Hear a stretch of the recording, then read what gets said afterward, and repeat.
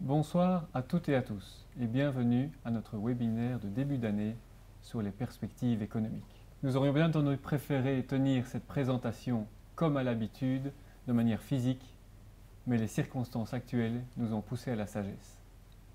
Nous espérons de tout cœur que ce n'est que partie remise et espérons vous recevoir plus tard dans l'année. Même si officiellement il est tout juste trop tard, nous ne résisterons pas à vous adresser à nouveau nos meilleurs vœux pour cette nouvelle année 2022.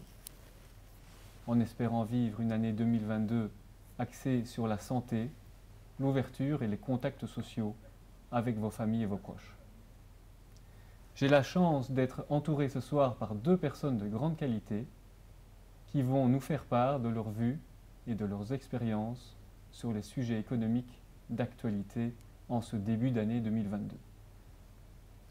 Nous recevons Nicolas Loist, entrepreneur à multiples casquettes, l'événementiel avec People First et Knockout, ou encore les restaurants avec Terreau. Il reviendra sur cette période tellement difficile pour tout son secteur et leur obligation de s'adapter et d'innover. Nous recevons également Erwin De Seyne, notre Chief Investment Officer, chez Capital at Work depuis 22 ans, dans les marchés financiers depuis plus de 30 ans. Il reviendra sur la manière dont Capital at Work a navigué dans cette période particulière, sur les grands challenges qui nous attendent et sur les grands principes d'investissement que nous voulons continuer de suivre, peu importe les fluctuations et les bruits dans les marchés. Afin de rendre ce webinaire le plus interactif possible, vous aurez la possibilité de nous envoyer des questions durant la discussion dans le box à droite de votre écran. Et en plus des questions déjà recueillies lors de votre inscription, certaines seront sélectionnées et posées à nos orateurs. Nous allons également vous demander votre avis en faisant quelques sondages pendant le webinaire. Entrons maintenant dans le vif du sujet, mais avant tout, honneur à notre invité. Nicolas, pour ceux qui ne vous connaissent pas encore, pouvez-vous nous parler de vous, de votre activité et de votre parcours? Alors je dirais que j'ai un parcours plutôt classique. Donc j'ai fait ma formation universitaire en Belgique et puis je suis allé en Suisse faire un master en management sportif à l'école polytechnique de Lausanne. Et en rentrant, je dirais j'avais deux possibilités, soit entreprendre, soit je dirais rentrer dans le monde des fédérations sportives, etc., plutôt dans le bassin du lac Léman. Et j'ai pris la décision d'entreprendre il y a 10 ans en créant ma société People First, donc qui est spécialisée dans l'organisation d'événements team building. Et c'est vrai que 10 ans plus tard, on est quand même beaucoup plus loin dans le développement de ces belles activités. Donc aujourd'hui, on est un groupe avec différents segments d'activité. People First existe toujours. On organise autour de 800 événements de team building en Belgique et à Luxembourg. Et à côté de ça, on a tout un pôle Horeca, les restaurants, le terreau. Et puis on a également tout un pôle hôtellerie et des lieux d'événements de la côte belge au Grand-Duché de Luxembourg. Et on emploie actuellement autour de 120 personnes full-time dans le groupe. Très bien. Merci Nicolas, on reviendra sur votre activité. Donc chez Capital at Work, nous appliquons sans relâche les mêmes principes fondamentaux afin d'avoir des points de vue clairs sur les risques et les rendements attendus des différentes classes d'actifs. Erwin, c'est sur cette base que tu voulais partir pour faire un petit peu le point de l'actualité actuelle.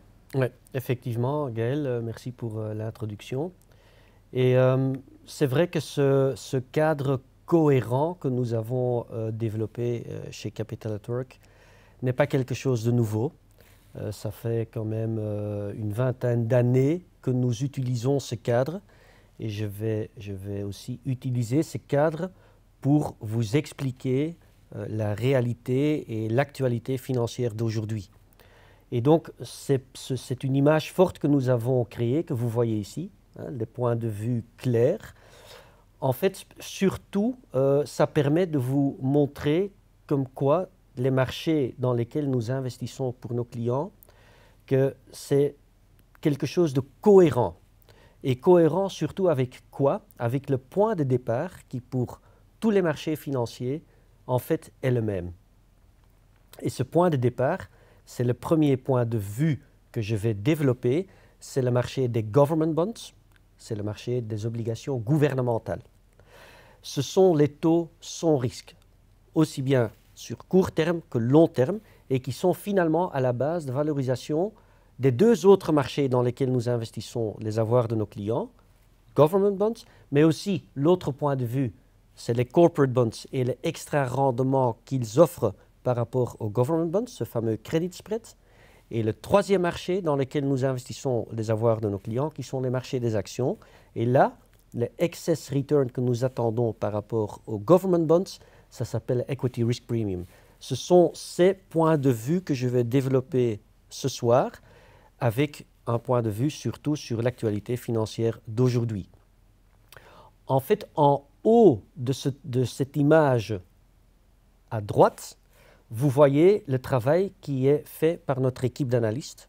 Nous avons 7 analystes chez Capital at Work qui suivent en total à peu près 180 sociétés, qui les connaissent vraiment très bien. Et leur travail, et je vais quand même expliquer ce travail aussi, parce que c'est à la base aussi du choix que nous faisons dans quels corporate bonds nous investissons et quelles actions finalement que nous achetons. Et avec ça, j'ai déjà expliqué ce cadre cohérent dans lequel nous réfléchissons chez Capital at Work, je dirais depuis le début, et ça fait déjà 25-30 ans. Et donc, tout commence, comme je vous ai dit, avec la partie taux sans risque, qui est finalement le marché des government bonds. Et quand on parle de ce marché-là,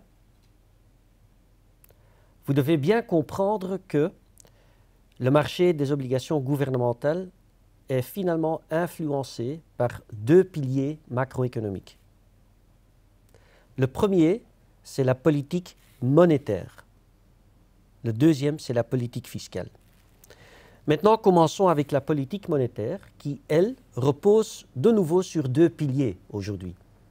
Je dirais avant 10 ans, avant la grande crise qu'on a vécue en 2008-2009, en fait, la politique monétaire développée par les banques centrales, parlons surtout de la Banque centrale américaine, la Fed et la Banque centrale européenne, qu'est-ce qu'elle faisait? Tous les 6 mois, il y avait une réunion et les gens autour de la table décidaient du niveau des taux courts. Et en Europe, on connaît des taux courts qui sont négatifs maintenant depuis plusieurs années. Et avec le début de la pandémie, on a vu aussi que la Fed a baissé ses taux à un certain moment, qui était à 2%. Au début de la pandémie, ils l'ont mis aujourd'hui à 0,25%. Ils ont quand même une toute petite autre approche que la Banque centrale européenne. Ils n'aiment pas les taux négatifs. Et effectivement, on voit aujourd'hui quand même en Europe déjà certains effets négatifs de ces taux, négatifs en Europe. Mais ça, c'est un autre débat. Je ne vais pas trop rentrer en détail. Mais disons que le premier outil dans leur toolbox des banques centrales, il faut bien le comprendre, c'est la détermination des taux courts. Maintenant, l'économie n'est pas uniquement influencée par ces taux courts, mais beaucoup plus même par les taux longs. Les taux longs sans risque, on parle de quoi? Ce sont les taux des government bonds. Par exemple, aujourd'hui, si vous achetez une obligation de l'État allemand, avec une échéance 10 ans, vous avez un rendement de 0. C'est-à-dire, le coupon, les 10 années à suivre, il est 0, et dans 10 ans, vous avez juste votre argent de retour. Ces taux longs sont très importants parce qu'ils sont à la base des prêts hypothécaires, ils sont à la base des prêts d'investissement qui ont tous des échéances beaucoup plus longues que les taux courts. Et donc, aujourd'hui, on est dans une phase où les banques centrales utilisent ce deuxième tool dans leur toolbox, c'est d'essayer d'influencer aussi les niveaux des taux longs. Comment est-ce qu'ils le font? Ils le font avec le fameux quantitative easing. Finalement, ça veut dire quoi exactement? C'est des gens auprès des banques centrales qui ont aussi un trading room comme dans les grandes banques, qui prennent leur téléphone chaque jour et qui appellent les fonds de pension, les compagnies d'assurance pour acheter des obligations des gouvernements, gouvernement allemand, gouvernement italien, belge et tout ça, et ils achètent massivement ces obligations pour les mettre sur leur bilan. L'effet de ça, de ce quantitative easing, c'est effectivement qu'une partie des dettes gouvernementales se trouve maintenant sur le bilan des banques centrales. Avec quel effet? C'est que ça, parce qu'il y a un acheteur massif dans le marché, ça fait augmenter les prix de ces obligations et ça veut dire que les taux restent très bas. Et ça permet au gouvernement, dans la situation d'aujourd'hui, c'est quand même très important, de se refinancer à des taux très bas. Ça permet aux sociétés de se refinancer ou de se financer à des taux très bas. Et ça permet aux consommateurs de se refinancer avec des prêts hypothécaires à des niveaux très bas.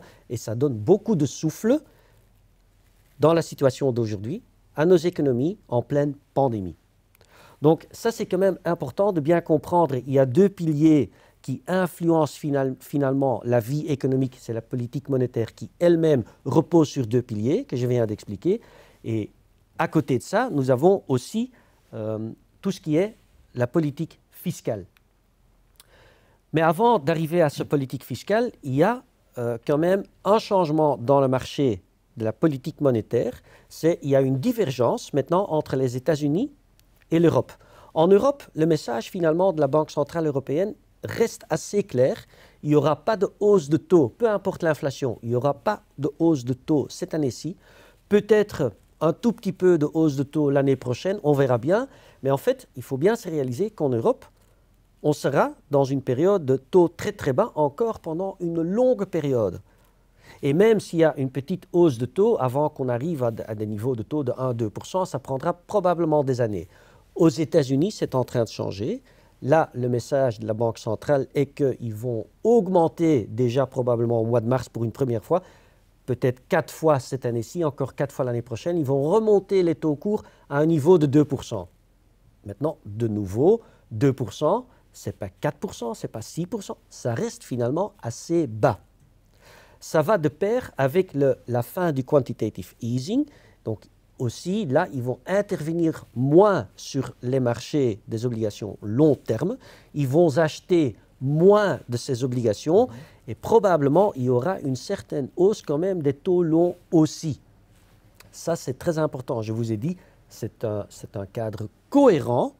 Ces taux sans risque, c'est quelque chose que nous regardons de très près et leur évolution est hyper importante pour la valorisation, je vais y revenir après, pour la valorisation de tous les marchés financiers. D'ailleurs, aussi le marché de l'immobilier, qui est aussi influencé par les taux. Et donc, finalement, en résumé, on a cette divergence dans ces politiques monétaires que je viens d'expliquer, des taux qui sont en train de monter aux États-Unis et qui resteront probablement encore bas en Europe pendant une longue période. C'est important. On arrive au fiscal la-la land, la politique fiscale. Ce n'est pas dans les mains des banquiers centraux, c'est dans les mains de nos politiciens. Et là, il y a eu des programmes massifs qui ont été décidés les 2 dernières années pour aider nos économies. Soutien aux sociétés, soutien aux individus, soutien partout. Et ce que vous voyez ici sur l'image, c'est le soutien qui est donné par l'Europe à ces pays constituants. Et on parle quand même de grands packages. Maintenant, quel est le message important ici? On arrive finalement petit à petit à la fin de la pandémie, espérons, et on voit que les grands packages fiscaux, on arrive à la fin. Il n'y a pas de nouveaux packages qu'il faut attendre. À un certain moment, les gouvernements aussi vont freiner un tout petit peu là-dessus, sinon on aura un dérapage énorme des déficits budgétaires et de la dette. Donc on arrive à la fin. Ce qui est important de comprendre, c'est que ces packages qui ont été décidés les 2 dernières années, ça prendra encore des années parce que la décision est qu'elles seront implémentées au fil des 3 à 5 années à venir. Ce qui veut dire, pour arriver à la conclusion, on a, en termes cyclistes, on a toujours le vent derrière. Aussi bien au niveau politique monétaire, les taux resteront bas, qu'au niveau politique fiscal, l'implémentation de tous ces fiscal packages, ça prendra encore des années. On n'a pas encore le vent en tête. Merci Erwin. Mais ces politiques budgétaires, on en a beaucoup entendu parler, leur effet positif pour l'économie en général, mais concrètement, pour une PME comme la vôtre, Nicolas, Avez-vous été soutenu convenablement pendant cette crise grâce à ces aides? Je pense qu'il y a deux volets. Le premier volet, c'est les banques. Je pense que les banques ont joué un rôle actif auprès des entreprises. Typiquement, on a obtenu des moratoires sur les crédits, ce qui nous a donné une bouffée d'oxygène pour, je dirais, ne pas impacter notre trésorerie dans l'entreprise. Le deuxième volet, c'est le volet étatique. Et au niveau étatique, on a reçu énormément d'aides, le recours au chômage, chômage pour cause de force majeure et chômage économique. Et puis, bien évidemment, des stimuli fiscaux, report de cotisations sociales, report des pécules de vacances, etc. Donc, toutes ces mesures, in fine, ont fait, je pense, quand on regarde et le volet bancaire et le volet étatique, nous ont permis, je pense, dans notre secteur, en tout cas de l'événementiel et de l'ORECA, de traverser cette pandémie, je dirais, avec beaucoup plus de souplesse, tout en préservant notre trésorerie qui est capitale, je dirais, dans le fonctionnement d'une entreprise. Merci Nicolas. Alors Erwin, le sujet le plus demandé par nos invités et qui occupe la plupart des discussions maintenant, c'est l'inflation. Alors si Capital at Work ne passe pas son temps à faire des prédictions sur l'inflation, tu n'échapperas pas à la question, est-elle plutôt temporaire ou permanente? Mais juste avant de te donner la parole, on va demander l'avis de nos invités. Alors selon vous, l'inflation, la hausse de l'inflation, est-elle plutôt temporaire ou permanente? Alors pendant que vous répondez, on va donner la parole à Erwin qui va déjà nous donner son point de vue.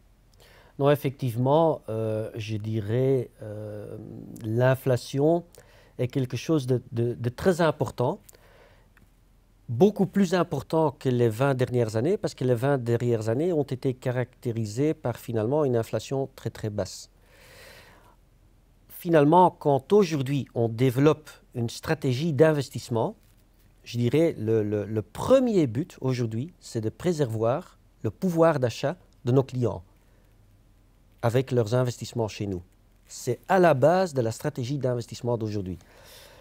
Ce n'est pas dire que nous pensons que l'inflation restera extrêmement élevée comme aujourd'hui encore pendant 10 ans. Comme tu le dis bien, la boule en cristal, nous ne l'avons pas. Ce que vous voyez sur l'image ici, c'est effectivement le constat d'aujourd'hui. C'est qu'on touche des niveaux d'inflation qu'on n'a plus connus depuis le début des années 80. Et je vais peut-être y répondre un tout petit peu plus tard, quelle est notre vision pour le futur néanmoins. Mais à la base de la stratégie d'investissement, il faut réfléchir comment préserver le pouvoir d'achat. Et déjà, côté obligation, il y a quelque chose d'intéressant à faire.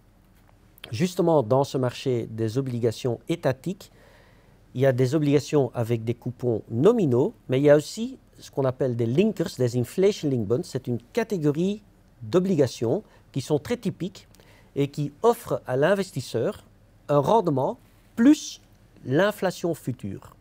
Maintenant, le rendement aujourd'hui de ces obligations, il est négatif. En moyenne, dans notre portefeuille, négatif de moins 1,5%. Qu'est-ce que ça veut dire finalement pour l'investisseur? Ça veut dire ce qu'on lui offre, c'est une perte de pouvoir d'achat, mais limitée. Elle sera limitée à 1,5% sur base annuelle. Parce que, en plus de ce moins 1,5%, l'investisseur, il va toucher toute l'inflation future et il sera protégé contre cette perte de pouvoir d'achat potentielle.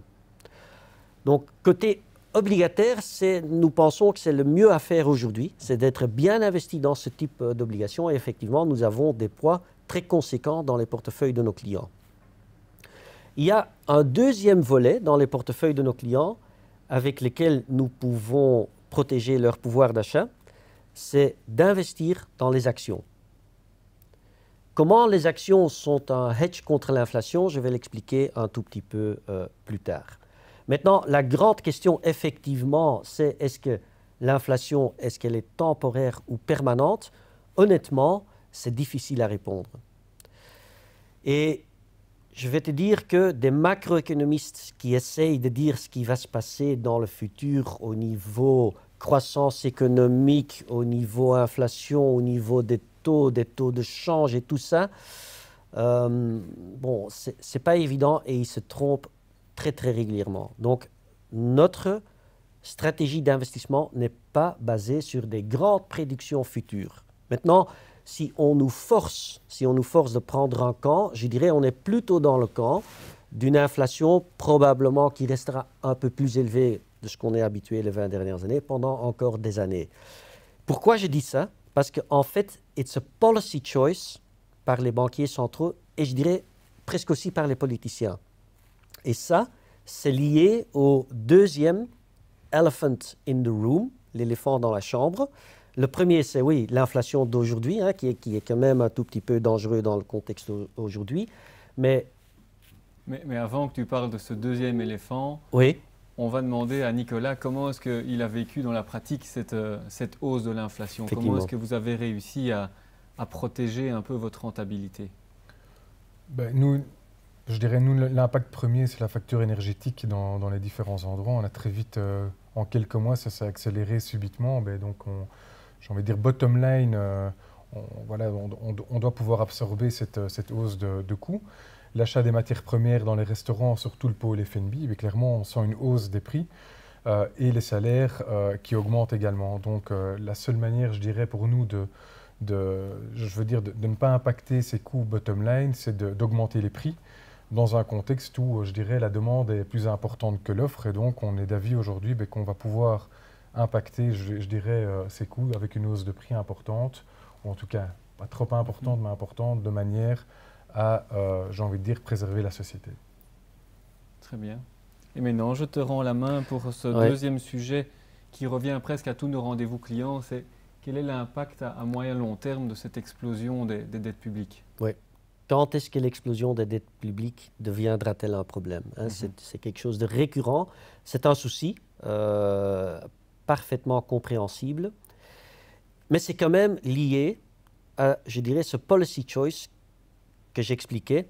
Je pense, ce qui joue aussi dans les têtes de nos banquiers centraux et les gouvernements, c'est que ça leur arrange assez bien que l'inflation d'aujourd'hui est bien plus élevée que le niveau des taux auxquels ils se financent aujourd'hui, le taux sans risque. Parce que, sais-tu, Gaël, la croissance en 2021 aux États-Unis, tu sais le GDP, combien il a grandi? Oui, tu le sais parce qu'on en a discuté récemment, mais tout le monde se trompe sur ce chiffre-là. La croissance économique aux États-Unis, l'année passée, elle était de 15%. 15%. Quand on parle du fameux ratio debt to GDP, ce GDP, il a monté de 15%. Ça vient d'où ça? Parce que c'est quand même très, très élevé. Enfin, la moitié de ces 15%, c'est l'inflation. L'autre moitié, c'est la croissance réelle. Et là, il y a eu un effet de pandémie, de rattrapage par rapport à l'année d'avant. Mais finalement, quand on voit ce ratio debt to GDP, si tu fais monter ce GDP, entre autres artificiellement avec des hausses de prix, hein, comme ça, tu diminues l'endettement. You inflate the debt problem away. Et donc, ça, c'est quelque chose qui leur arrange bien et qui peut-être aussi, de manière sociale, passe encore. Parce que les autres policy choices ne sont pas évidents. Quels sont les autres policy choices? C'est quelque chose qu'on a essayé en Europe pendant 10 ans, c'est de l'austérité. Mais de l'austérité, ce n'est pas si simple. Ça pèse sur la croissance. Finalement, ça ne solutionne pas vraiment le problème. Maintenant que nos gouvernements peuvent travailler de manière plus efficiente ou efficace, oui, tous d'accord. Donc, il faut travailler ça. Mais que de l'austérité, ça ne marchera pas. Maintenant, other policy choice, plus de taxes, ça ne va pas. On ne peut pas encore plus taxer, surtout en Belgique, qui est le pays presque le plus taxé au monde, faire encore plus de redistribution, ça sera très très difficile parce que tu vas tuer l'économie. C'est d'ailleurs presque partout en Europe. Aux États-Unis, ils sont quand même dans une situation, je dirais, différente. That's a much smaller government. Hein, là, les recettes du gouvernement par rapport au GDP, c'est à peu près 30%. En Europe, ça dépasse les 50%. Ils ont beaucoup plus de marge. Donc, je ne dis pas que l'un est mieux que l'autre, parce que chez nous, l'éducation, c'est gratuit. Nos soins de santé sont beaucoup mieux, probablement, pour les pauvres qu'aux États-Unis. Donc, je ne m'exprime pas si l'un est mieux ou l'autre, mais c'est un constat. Et donc, tu vois que austérité, plus de taxes, ça marche, mais que partiellement. Et que finalement, l'inflation va peut-être aussi résoudre ce problème qu'on voit dans ce graphique, c'est l'explosion de la dette gouvernementale. Et ce sera un ensemble des trois qui va, espérons-le, faire que ce problème restera sous contrôle. Maintenant, c'est un problème, mais de baser sa stratégie d'investissement juste sur un graphique, celui de cette montée d'endettement, je pense que c'est dangereux de le faire parce que le vrai problème, je ne pense pas que c'est pour les prochaines années. La perte de confiance, à ce niveau-là, il serait très très grave. Ce serait une crise financière gigantesque. Honnêtement, au niveau timing, je pense pas, je l'espère en tout cas, que ce n'est pas quelque chose qui va se produire les 10 années qui viennent. Parce qu'il y a cet effet de inflated away et d'autres manières où on peut quand même essayer de solutionner le problème. Donc, inflation, oui. The two elephants in the room. Inflation, c'est au cœur de notre stratégie d'investissement. C'est très important parce que ça risque de rester encore une bonne période. Et government debt, budget deficits, oui, c'est un problème majeur. Mais en même temps, cette hausse d'inflation est en train de petit à petit solutionner un tout petit peu ce problème as well. Très bien, merci. Passons maintenant aux entreprises, hein, Erwin, avec le côté dette des entreprises. Oui, donc je reviens sur le cadre, j'espère que vous le comprenez, cohérent. Donc je reviens à cette même image. Quand on parle, Gaël, de l'investissement dans des corporate bonds, en fait, c'est ce point de vue-là. Ça peut se résumer aujourd'hui en cette image-là. Ce que vous voyez ici, c'est le excess return que les obligations des sociétés donnent par rapport au taux sans risque, le taux des obligations d'État. Et aujourd'hui, il est à 98 basis points. Vous voyez ce chiffre, current spread, 98. Ça veut dire quoi? 98 basis points, c'est 0,98%. Donc 1%. Aujourd'hui, le rendement d'une obligation de BMW ou de AB InBev, ça donne 1% plus qu'une obligation allemande. Ça veut dire 0% par rapport à 1%. Maintenant, ce spread, vous le voyez bien, si on regarde ce spread en moyenne des 20 dernières années, la moyenne est bien au-dessus. Elle est à 1,5%. Et le moment d'acheter ce type de papier, ce type d'obligation, c'est quand il y a une perte de confiance, comme on l'a vécu il y a 2 ans, mais comme on l'a vécu quand même 4-5 fois au fil des 20 dernières années.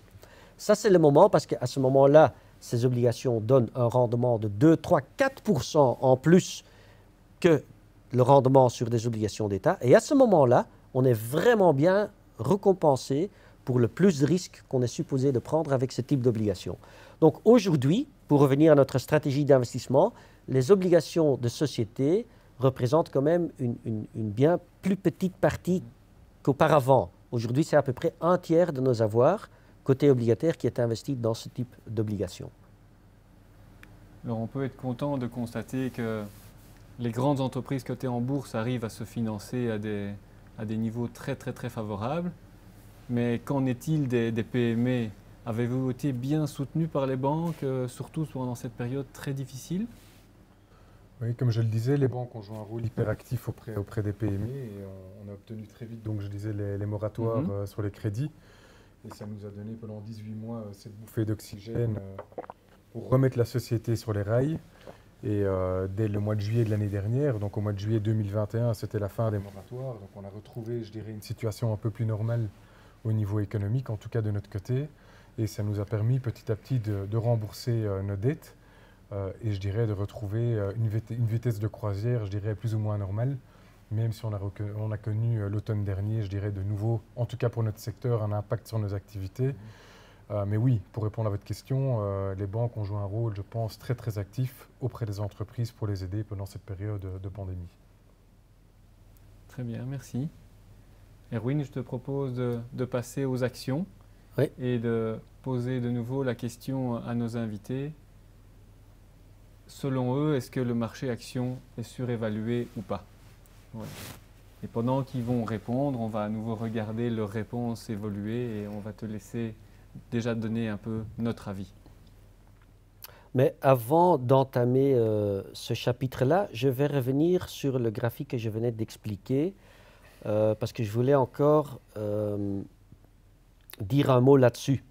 En fait, maintenant, regardez les 2 dernières années, je pense qu'il y a une chose qui a été clé dans le succès de notre stratégie d'investissement les 2 dernières années, Gaël, c'est en fait la réalisation assez vite, déjà au mois d'avril, mai, il y a 2 ans, juste au début de la pandémie, que finalement les politiques monétaires et fiscales étaient tellement agressives que normalement c'était vraiment le vent dans le dos pour les marchés financiers. Et en fait, une des mesures les plus importantes à ce niveau-là est justement liée à ce marché des corporate bonds.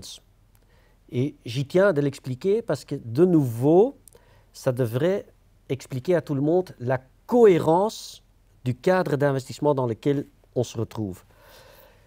À un certain moment, au mois d'avril, la Federal Reserve, American Central Bank, a dit « Écoutez, dans les circonstances d'aujourd'hui, on veut absolument que les sociétés puissent continuer à se financer à des taux bas. C'est hyper important. » Et on voyait, c'est la ligne rouge en droit de l'image, il y avait une explosion, une forte montée du credit spread. Et pour les sociétés à ce moment-là, il y a une société que je me rappelle encore bien qui a tout petit peu paniqué et qui s'est refinancée dans ces jours-là, c'était Intel, et qui a lancé des obligations avec des coupons de 5, 6, 7%.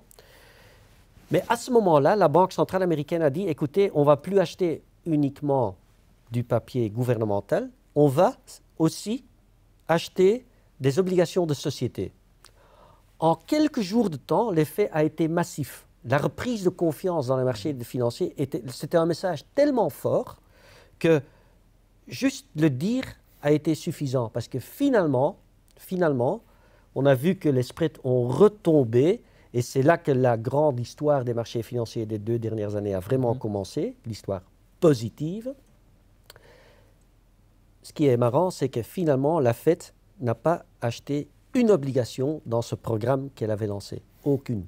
Juste pour vous dire, on revient à la base, l'importance de la politique monétaire, la politique fiscale, le taux sans risque, c'est à la base de toute valorisation et le comportement au niveau financier. Donc, je dirais un cadre cohérent. Et cohérent, maintenant, on va parler, Gaël, effectivement, du bas de cette image-là, de Equity Risk Premium. Et là, vous voyez des chiffres en rouge qui sont hyper importants. Elles ne viennent pas, comme ça, tomber des nuages. Les 0 à 2% que tu vois au niveau des government bonds, le taux 10 ans allemand, il est à 0%. Le taux 10 ans aux États-Unis, il est à 1,80%. Nous avons composé un portefeuille pour nos clients qui est effectivement avec des rendements qui sont entre les deux. Ça, c'est le taux sans risque. Pour composer la prime de risque, il faut regarder la rentabilité des sociétés d'aujourd'hui. Et là, on est à 4 à 5%. Mais tu peux me demander, oui, d'où est-ce que tu sors ces chiffres? Ça vient d'où, ces 4 à 5%? Finalement, c'est un chiffre qui est l'inverse du Price Earnings Ratio. Donc, Price Earnings Ratio, c'est autant de fois est-ce qu'on paye les bénéfices des sociétés quand on achète une action, quand on rachète une société. Est-ce qu'on paye 5 fois ses bénéfices, 10 fois ses bénéfices, 20 fois, 30 fois? Ça, c'est le fameux Price Earnings Ratio, qui aujourd'hui, en Europe, il est plutôt à 16. Aux États-Unis, il est plutôt à 20-21. Donc, 20-21, on peut inverser cela et tu arrives à ces 4 à 5%. 1 divisé par 20, tu arrives à 5%. Et donc, ça, c'est la prime de risque. C'est la différence entre la rentabilité quand vous devenez actionnaire d'une société. En moyenne, ça vous donne un rendement d'à peu près 4-5% par rapport aux taux sans risque qui sont à 0 à 2%. Ça reste finalement une prime de risque plutôt élevée. Surtout en Europe, parce qu'en Europe, on compare 0% à gauche avec du presque 6% à droite. Là, la prime de risque, elle est très, très élevée, avec un message de la Banque centrale que les taux vont rester très, très bas. Maintenant, ce qui est hyper important, forcément, c'est la rentabilité des sociétés. Ce qui est une des grandes découvertes et surprises, c'est l'agilité des sociétés pendant cette pandémie. Un bel exemple d'ailleurs, c'est Capital at Work. Rappelle-toi, il y a 2 ans, nos équipes informatiques, ils ont fait un boulot énorme, fantastique. En une semaine de temps, on se retrouvait tous à la maison et on fonctionnait parfaitement bien. Donc, toutes les sociétés, partout, ils ont été très agiles à tout niveau, au niveau des coûts, au niveau des hausses de prix, de toutes choses. Et ça se voit en bas de cette image-là, à gauche. Vous voyez, avec les barres, que la rentabilité des sociétés américaines, et c'est d'ailleurs la même chose en Europe, elle est déjà bien plus élevée que juste avant la pandémie. C'est quand même, c'est un tout petit peu miracle. On est en pleine pandémie et cette rentabilité des sociétés, elle est très, très, très, très forte. Et en bas à droite de l'image, vous voyez que finalement, les marchés aujourd'hui sont moins chers qu'il y a un an. La hausse des cours des sociétés, parce qu'on a quand même eu une année superbe au niveau des actions, plus 25% l'année passée, elle a été dépassée par la hausse des bénéfices des sociétés. Et ça se voit très clairement sur cette image-là. À gauche, vous l'avez pour les sociétés américaines, à droite, vous l'avez pour les sociétés européennes.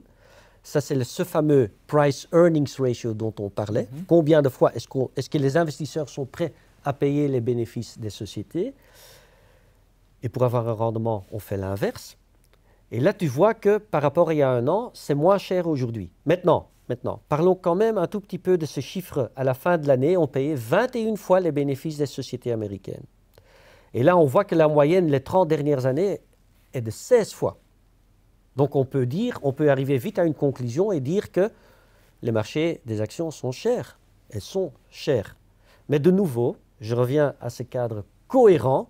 Ce n'est pas quelque chose qu'on peut regarder juste en isolation, ce chiffre de 4, 5 ou 6%. Il faut le voir en comparaison avec les taux sans risque. Et ça, c'est l'equity risk premium. Sais-tu qu'il y a 30 ans, 31 ans, 32 ans, quand je commençais à travailler dans les marchés financiers, tout de suite, j'étais dans le monde d'investissement. C'était à la Backup Sparbank. Et les premiers investissements qu'on faisait pour nos clients, c'est d'acheter des obligations de l'État belge à des coupons de 9 et de 9,5% à cette époque-là. Aujourd'hui, ce n'est même pas un demi%. La prime de risque, elle était même négative. Il fallait juste faire une chose, c'était acheter des obligations très très longues. Et là, aujourd'hui, on doit comparer ce fameux 5%, mettons, de rentabilité, 20 fois les bénéfices. Il ne faut pas le comparer avec un taux de 9% comme il y a 30 ans. Aujourd'hui, c'est un demi%. Donc la prime de risque, ce point de vue, reste finalement élevé. Et je pourrais l'expliquer aussi avec quelques exemples concrets au niveau des sociétés. Et par exemple, ici, je dirais cette image que vous voyez ici sur AB InBev, quand je vous parle de 2 images extrêmement claires que nous avons développées chez Capital at Work depuis 30 ans. La première, c'est les Ultra Clear Points of View, le cadre cohérent dans lequel on réfléchit. Rappelez-vous, ce cadre cohérent, on n'a pas encore parlé à la droite de cette image en haut, le travail de nos analystes. Parce que pour nous, le cours par rapport aux bénéfices, ce n'est pas pour nous le plus important. Nous raisonnons plutôt dans un cadre de enterprise value par rapport au free cash flow. Et pas les bénéfices comptables que, vous le savez tous, qui peuvent être quand même par l'expert comptable un peu influencés à gauche, à droite, en haut, en bas. Donc, ce n'est pas ça le cadre dans lequel nous réfléchissons. Au niveau micro, on a assez parlé du macro. Parlons un tout petit peu du micro. Dans quoi est-ce que finalement nous sommes investis? Par exemple, on est investi dans le bilan de AB InBev. Le bilan de AB InBev, sur le passif, il est composé comment? La valeur de l'equity, c'est 171 milliards. D'où est-ce que je sors ça? Ça vient d'où ça? Eh bien, c'est le cours en bourse multiplié par le nombre d'actions d'AB InBev et on arrive à 171 milliards d'euros de valorisation. Maintenant, AB InBev a quand même acquis beaucoup de sociétés les 15 dernières années et elle a beaucoup de dettes sur son bilan, en total 102 milliards d'euros de dettes sur son bilan. Et en fait, ces 270 milliards d'euros, elles sont mis au travail, capital at work, à gauche du bilan, l'actif. C'est parce que c'est investi dans des usines, dans des personnes, dans des technologies, dans des patents, dans tout ce qu'il faut pour créer finalement quoi? Un free cash flow. Donc un free cash flow, nous l'avons déjà expliqué beaucoup à nos clients, c'est les excess cash qui se trouvent dans le tiroir du directeur financier à la fin de l'année par rapport à l'année passée, après que tout est payé. Aussi, les investissements dans la nouvelle infrastructure, les nouvelles portes, les nouvelles lampes, tout est payé. Ça, c'est le free cash flow. Dans le cas d'AB InBev, c'est 12 milliards d'euros. Maintenant, 12 milliards d'euros sur un enterprise value, des avoirs qui sont mis au travail, le enterprise value, 12,3 divisé par 251, ça vous donne un free cash flow to EV yield de 4,9%. Maintenant, c'est important de bien suivre le chemin que cet argent prend. Parce que tout ça, ça sert à donner un rendement, à payer un rendement à ceux qui fournissent le capital à la société. Tout d'abord, on passe au paiement des intérêts sur la dette. Ça vient toujours avant. Maintenant, le coupon moyen chez AB InBev, il est à peu près de 3%. Le coupon de toutes les obligations, de ces 100 milliards qui sont cotés en bourse, c'est à peu près 3%. Donc, il faut enlever des 12 milliards, il faut enlever 3 milliards pour payer les intérêts sur la dette. Tout le reste remonte. Ça veut dire qu'il reste encore 9 milliards pour récompenser, pour donner un rendement aux actionnaires. Et ça, sur les 171 milliards, c'est les fameux 5% qui reviennent de nouveau dans le calcul du prime de risque. Ici, on a un bel exemple avec AB InBev qui rentre dans la moyenne et qui donne un rendement d'à peu près 5,3%. C'est hyper important ceci, parce que dans un cadre cohérent, je le répète, ceci fait le lien entre ce que c'est acheter une action et la réalité de la vie quotidienne des sociétés. Parce que finalement, quand vous achetez une action, vous achetez une toute petite partie du bloc bleu. Vous êtes là-dedans investi. Si vous achetez une obligation d'AB InBev, vous êtes investi pour une toute petite partie dans le bloc de la dette. Ça ne se voit même pas. Votre 100 000 euros, mais vous êtes dans cette partie-là.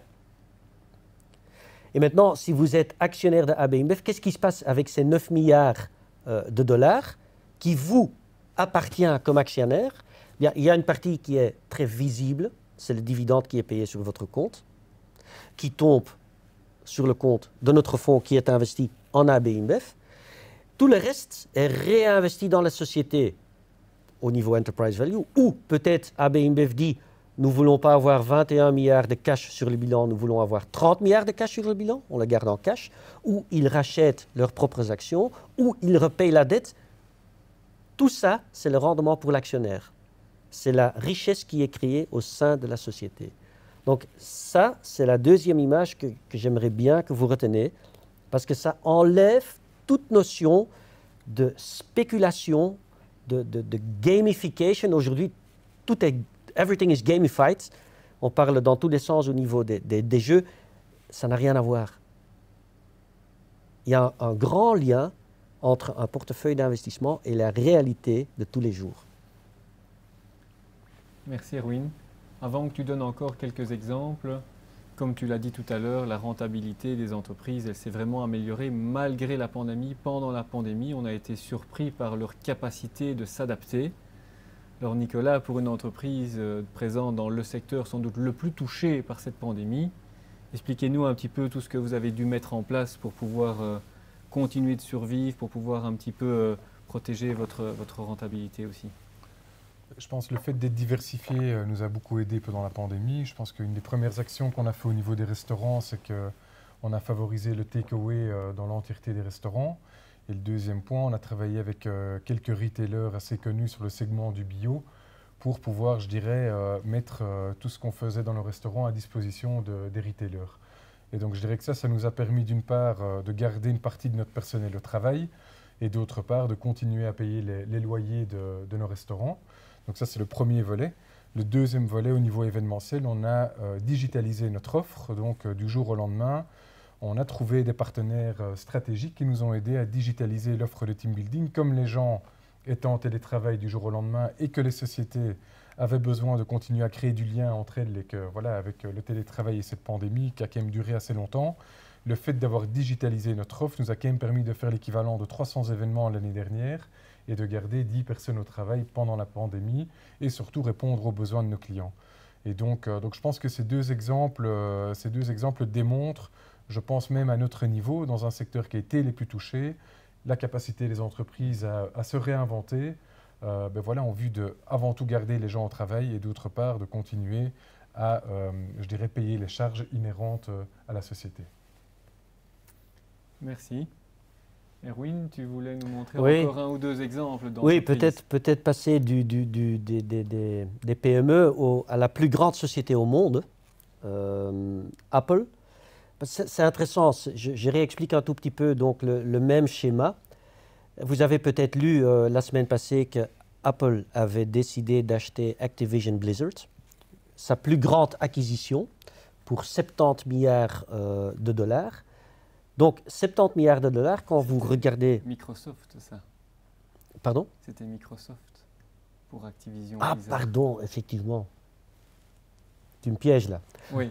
Mais donc, Apple aurait pu le faire, je me reprends, Oui. aurait pu le faire, mais ce que je voulais surtout expliquer, c'est même si Apple aurait acheté une société de 70 milliards de dollars, ça aurait été qu'une partie du free cash flow de Apple. Il faut une fois regarder ça. Apple est une société qui génère 104 milliards de dollars de free cash flow sur base annuelle.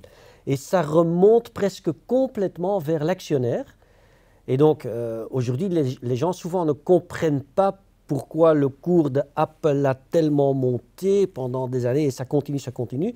Mais c'est dû à la croissance du free cash flow des dernières années pour arriver à un point qui est inouï, qui est incroyable, cette génération de cash flow. Maintenant, toute la discussion au sein de notre équipe, c'est de regarder cette valorisation et de dire, oui, voilà, les free cash flow pour les 2-3 années à venir, on l'estime quelque part entre 4,2 et 4,4%. Et là, c'est un débat intéressant. Est-ce que c'est cher, oui ou non? Et donc, c'est là où la gestion active, quand même, revient dans notre travail quotidien. Ce qu'on a fait chez Apple, c'est beaucoup de choses souvent contrarian. Parce qu'il y a quelques années, on pouvait acheter des actions d'Apple quand il avait un free cash flow to equity yield de 10%. Pas de 5%, mais de 10%. C'est à ce moment-là qu'on a accumulé beaucoup d'actions. Et aujourd'hui, on est plutôt dans une phase de diminuer un tout petit peu le poids dans notre portefeuille. Finalement, c'est une action qui a été présente dans nos portefeuilles depuis 20 ans maintenant, Apple. Et la façon dont ça marche chez nous, c'est qu'il n'y aura jamais un jour où on va décider du jour au lendemain, Apple qui représente 3,9% dans notre portefeuille, on va le vendre du jour au lendemain, on vend toutes nos actions. Ce n'est pas comme ça que ça marche. En fait, nous faisons un tout petit peu souvent le contraire de ce qui se passe dans les marchés financiers. Apple monte très très fortement et on diminue un tout petit peu notre position et ça va peut-être tomber à 3%. Et espérons à un certain moment qu'il y a une petite correction dans le cours d'Apple, comme ça s'est produit il y a 3-4 ans. Et à ce moment-là, on remonte la position. Et donc ça, c'est vraiment, il faut bien comprendre, ces images-là, on les regarde tout le temps pour ces 180 sociétés que nous avons dans la database, surtout pour les 80 sociétés dans lesquelles nous sommes investis.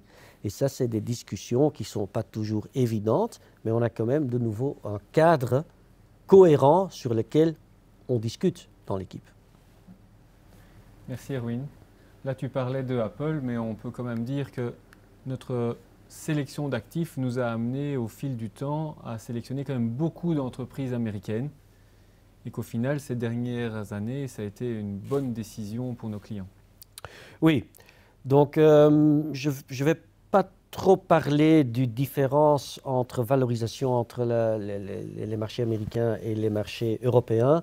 Il y a clairement un gap entre les deux. La valorisation est bien plus chère aux États-Unis qu'en Europe, mais on n'a pas d'Apple, on n'a pas de Microsoft, on n'a pas de Google en Europe, donc il ne faut pas comparer des poires et des pommes. Ce n'est pas évident donc de simplement dire oui, maintenant on va mettre tout en Europe. Non, il faut garder un portefeuille diversifié, mais je vais y revenir dans mes conclusions. Je vais encore une dernière fois revenir, avant d'arriver aux vraies conclusions, une dernière fois revenir à ce fameux Equity Risk Premium. Et ce fameux Equity Risk Premium, vous le voyez ici. Qu'est-ce que ça veut maintenant dire dans le concret au niveau des perspectives? Si on essaye pour une fois de quand même avoir un petit look into the crystal ball. J'aime pas trop, mais on va quand même essayer de le faire. Eh bien, le Equity Risk Premium aux États-Unis, aujourd'hui, il est 2,7%. Ça vient d'où? C'est le 4,5% Earnings Yield, Free Cash Flow Yield, l'inverse du PE, 4,5%, moins le taux 10 ans aux États-Unis qui est de 1,80 et on arrive à une prime de risque de 2,7%. Bien, quand on regarde dans le passé ce type de prime de risque qui est finalement quelque part moyen, ça donne encore de bons espoirs pour un bon rendement au niveau des marchés des actions. Rendement attendu peut-être sur les 3 années qui suivent, bon, peut-être de 7-8%, quelque chose comme ça. Peut-être dans 3 ans, s'il n'y a pas une crise majeure ou une bombe atomique qui explose quelque part, peut-être les marchés seront encore une fois 20% plus élevés qu'aujourd'hui. Avec une telle prime de risque, c'est bien possible. Je reviens sur la prime de risque en Europe. Le même calcul nous donne une prime de risque en Europe de 6%. Ce qui finalement devrait être très, très supportif pour les marchés des actions en Europe. Donc, Gaël, j'arrive aux conclusions au niveau de notre stratégie d'investissement avec finalement que 4 bullet points. Il ne faut pas trop compliquer l'affaire non plus. Vous l'avez compris, une partie importante investie dans des obligations liées à l'inflation pour justement essayer de limiter la perte de pouvoir d'achat dans un portefeuille obligataire avec des taux extrêmement bas et un monde d'inflation qui est quand même de 4, 5, 6% aujourd'hui. Nous arrivons à la limiter à 1, 1,5% sur base annuelle, ce qui est peut-être top. C'est le maximum qu'on peut faire. Dans les profils de risque choisis par nos clients, on les met full equity, c'est-à-dire, vous l'avez compris, que finalement les actions vous donnent aussi une protection contre l'inflation. Comment est-ce que ça marche? Il y a des sociétés qui ont du pricing power. Si Netflix augmente le prix de son abonnement mensuel avec 1, 2 ou 3 dollars, je ne pense pas qu'il y a beaucoup de gens qui vont dire ouais, je ne le paye pas. La même chose, le iCloud de Apple ou le téléphone de Apple, ce sont des machines vraiment géniales, fantastiques, même si le prix monte. Ils ont un pricing power. Tu comprends tout de suite où je veux arriver. Donc, bien comprendre que sur le long terme, les actions, ça offre aussi une protection contre notre ennemi numéro 1 aujourd'hui, l'inflation. On est quand même dans un monde où les taux risquent de monter, donc on garde quand même la duration de ces investissements obligations courtes, donc on a une duration d'à peu près 3 ans. Et le dernier point, c'est très important surtout pour l'investisseur européen. On vit malheureusement dans un pays fragile, mais sur un continent fragile. Il faut juste regarder ce qui se passe au niveau des prix énergétiques. C'est quand même une faiblesse majeure de l'Europe continentale, d'où toute la tension avec l'Ukraine. On est fragilisé à plusieurs niveaux. Donc cette diversification internationale dans des sociétés américaines, dans le reste du monde, avoir un exposure au monde entier, c'est hyper important selon nous. Maintenant, tout ce message, j'espère, cohérent que je viens de passer, ça ne peut pas marcher avec une vision sur 3 mois ou 6 mois. Les gens posent toujours la même question, qu'est-ce que vous pensez pour cette année-ci? Honnêtement, on ne le sait pas, ça peut aller dans tous les sens. Ce qu'on sait, c'est que ces chiffres que je viens de vous montrer, qui changent tous les jours, forcément, c'est quelque chose qui marche bien sur une période de 10 ans. Maintenant, tu vas me dire, oui, 10 ans, c'est quand même long. Je vais quand même tirer un parallèle avec un investissement dans l'immobilier que certains de nos clients font. Pour de bonnes raisons, parce que l'immobilier, ça reste quand même une belle diversification dans un patrimoine. Pourquoi pas? Et je connais des gens qui se disent, oui, je vais me construire un petit bloc d'appartements, 6 appartements, qu'après, ça va me donner, ça va m'aider dans ma pension. Ça vous donne aujourd'hui un rendement, on le sait, un rendement locatif. Aujourd'hui, max 3%, on va plutôt, vu l'évolution des prix dans le marché immobilier, vers du 2%, peut-être 2,5%. Et c'est en plus un investissement que vous ne faites pas pour 6 mois ou 1 an. Hein. Ce sont des choses qui restent dans le patrimoine d'une famille, souvent plusieurs générations, au moins 10 ans. Vous ne construisez pas ce bloc pour juste 2 ans et après le revendre, certainement pas aujourd'hui. Pourquoi est-ce qu'il est tellement difficile de regarder votre portefeuille investi dans des actions et des obligations avec le même horizon? Je peux vite répondre pourquoi c'est. Parce qu'il y a un prix tous les jours que les gens peuvent regarder et ça rend tout le monde nerveux. Mais à la base, c'est quand même un portefeuille qui peut se composer aujourd'hui avec des rendements qui sont en croissance sur le long terme au niveau action de 4 à 5%. Et au niveau obligataire, c'est vrai que c'est compliqué. Mais ça Donc, bouge. Et ça bouge. Donc il faut avoir cette vision sur le long terme. Et je finis avec une dernière image. Une image que normalement beaucoup des gens qui suivent le webinaire vont reconnaître parce qu'on en parle déjà depuis, j'ose presque dire, 20 ans. Ce que vous voyez ici, c'est les barres grises qui sont les rendements à la fin de l'année, ici du S&P 500. C'est la même chose pour le MSCI Europe. Et vous voyez aussi les points rouges. C'est quoi les points rouges? Les points rouges, ce sont les corrections au sein d'une année. Et c'est un message qu'on passe à nos clients déjà depuis long terme, c'est que souvent, ces corrections dans une année, une panique, une nervosité sur les marchés financiers, ce sont des bons points d'entrée, de nouveau, oui, plutôt pour le long terme. On l'explique déjà depuis beaucoup d'années parce que souvent, on voit une correction. En fait, une correction, c'est quelque chose qui est récurrent. On le voit tout le temps. Chaque année, il y a certaines corrections. La moyenne de ce que vous voyez ici depuis les 40 dernières années, c'est une baisse en moyenne de 14%, une correction chaque année en moyenne de 14%, donc plus et moins. 2020 a été une validation gigantesque de ce message. Entre fin février et mi-mars, le S&P 500 avait baissé de 34% pour terminer l'année à du plus 16%. C'est exceptionnel. Ce n'est pas quelque chose qui va se reproduire chaque fois quand il y a une telle baisse, mais ça passe bien le message. Quand il y a des soldes dans les marchés financiers, c'est là qu'il faut agir. Maintenant, tu vas dire, oui, mais nos clients, ils sont investis. Mais là, rentre quand même le travail très important de nos gestionnaires de portefeuille.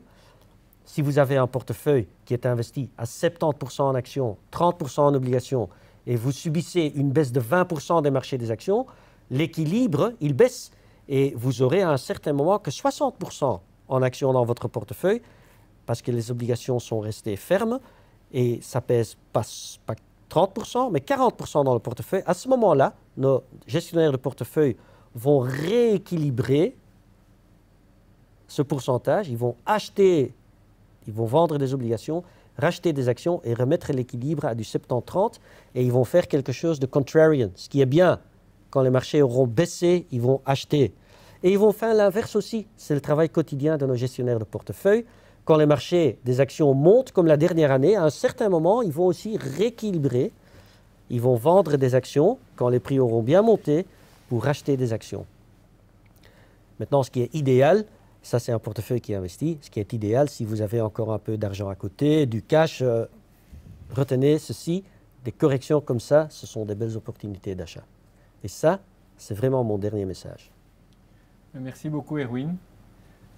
On va terminer ce webinaire en regardant quelques-unes des questions que vous nous avez envoyées. Alors, la première pour vous, Nicolas. On nous dit que vous avez suivi Sciences Po avant de faire votre formation à Lausanne, comme vous en avez parlé. Est-ce que c'est cette dernière formation qui vous a poussé à devenir un multi-entrepreneur ? Non, je pense que c'est plutôt le background familial. Ben voilà, c'est vrai qu'on on est historiquement, je dirais, actionnaire voilà, d'une société dans la chaux. Et c'est vrai que quand on a vu toutes ces générations qui ont pu créer autant de valeur, ça donne l'exemple et ça donne envie, je pense, d'entreprendre. Et d'autre part, voilà, on a une charte familiale assez stricte qui stipule que tout le monde dans la nouvelle génération n'est pas éligible pour rentrer et travailler dans le groupe. Donc, ça laisse la possibilité à ceux qui n'ont pas envie de travailler ou qui ne peuvent pas travailler dans le groupe familial de faire leurs propres armes et de pouvoir emprunter d'autres chemins. Et c'est ce que j'ai voulu faire il y a 10 ans. sans regret bien évidemment. Et donc voilà, donc c'est un peu voilà, ce qui m'a poussé à entreprendre, tout à fait. Très bien, merci. Alors, Erwin, on avait reçu quand même pas mal de questions sur les aspects éthiques et durables et sur la rentabilité de ces aspects. Est-ce que tu pourrais donner un petit peu notre point de vue à ce sujet-là? Oui, bon, tout d'abord, ne me comprenez pas mal, nous pensons chez Capital Network que c'est très important. Hein, tous ces volets-là sont importants. Ça rend plus fort le business model d'une société, ça c'est clair. En même temps, il faut bien se réaliser qu'il n'y a pas un CEO au monde entier qui n'a pas ce fameux papier ESG devant lui tous les jours. Et il agit dessus. Aussi, les sociétés comme Chevron, comme Royal Dutch et tout ça. Donc nous, on n'est pas... Ce qu'on déteste finalement là-dedans, c'est le dogmatisme. C'est un tout petit peu de pousser tout le monde à ne plus investir en Total Energy. C'est de dire aux élèves qui ont un peu difficile dans la classe de se mettre en dehors de la classe et de ne plus pouvoir suivre les leçons. Donc nous, on n'est pas si dogmatique. Je pense que justement, ce type de sociétés peuvent beaucoup contribuer aux tendances futures vers lesquelles on doit aller. Et ce qu'on n'aime pas, c'est ces règles qui sont souvent imposées, qui vont contre le bon sens. Je vais vous parler d'une société, par exemple, qui est dans la presse aujourd'hui, Orpea. Orpea qui avait des très bons scores au niveau ESG, très très bons scores. Et donc, beaucoup d'investisseurs qui suivaient effectivement ce cadre de ESG investing, ils avaient des grands poids dans Orpea. Qu'est-ce qui se passe avec le bouquin qui sort? Tout d'un coup, tous ces rating agencies comme Sustainalytics et les autres, oui, bon, ils découvrent ça comme tout le monde, ils baissent les cotations au niveau ESG et automatiquement, tous ces fonds-là sont forcés de vendre ça. Ça va contre le bon sens. Ils vendent quand ça a énormément baissé. Ça va contre le bon sens. Ça, c'est quelque chose qu'on n'aime pas beaucoup. Donc, en même temps, on attache beaucoup d'importance. Je peux vous dire que tous nos analystes, ils lisent les rapports de Sustainalytics, mais on n'est pas dogmatique là-dedans. La génération de free cash flow, avant et d'abord. Et donc, parce que finalement, ESG, ça me rappelle à des hypes qu'on a connus dans le passé. Le monde financier, il est fort là-dedans, hein, de créer des hypes autour de certains concepts, parce que ça vend bien, c'est du bon marketing, mais ça pousse dans des sens qui ne sont pas toujours du bon sens. Voilà, je me répète. Merci Erwin. On a juste dépassé un tout petit peu l'heure, donc on va en rester là malgré le fait qu'il y a d'autres questions qui sont arrivées. Il me reste donc à conclure en remerciant tout d'abord nos deux invités pour leur débat et leurs interventions très intéressantes. Et bien entendu, on vous remerciant tous pour votre présence ce soir. On est bien conscient qu'après 2 ans de Covid, un webinar n'est pas le type d'activité favorite. Et donc, encore une fois, on vous remercie tous pour votre présence ce soir. À très bientôt. Une bonne soirée.